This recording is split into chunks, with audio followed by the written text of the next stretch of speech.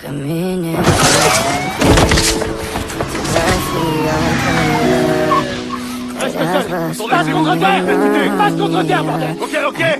police arrête Evan en prétextant qu'il a ignoré les gyrophares. Evan explique qu'il portait des écouteurs et qu'il n'a rien entendu.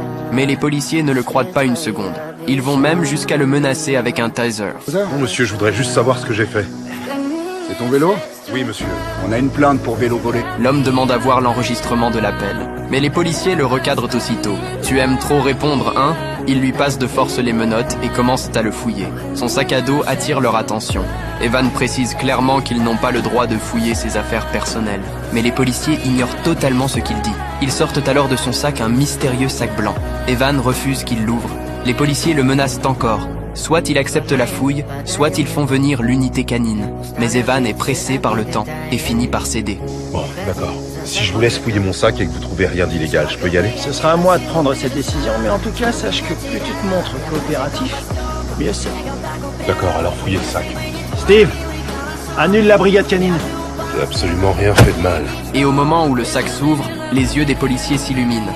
À l'intérieur, ce ne sont pas des produits illégaux, mais plus de 30 000 $ en liquide. Evan explique que cet argent sert à payer la caution de son cousin, et que le reste doit lui permettre d'acheter un camion pour lancer son affaire. Pourquoi il est en tôle? Détention de drogue.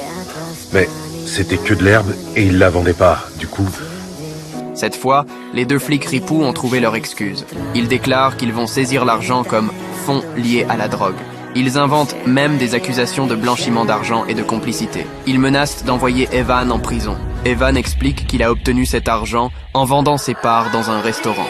Il donne même le nom et l'adresse de l'établissement, mais les policiers n'en ont rien à faire de la vérité. Evan tente une dernière fois de négocier. Il leur demande de l'accompagner jusqu'à la mairie pour régler l'affaire. Mais les policiers répondent froidement. L'affaire est déjà réglée. Finalement, ils retirent tes menottes, le jettent sur le bord de la route comme un déchet et repartent avec les 30 000 $.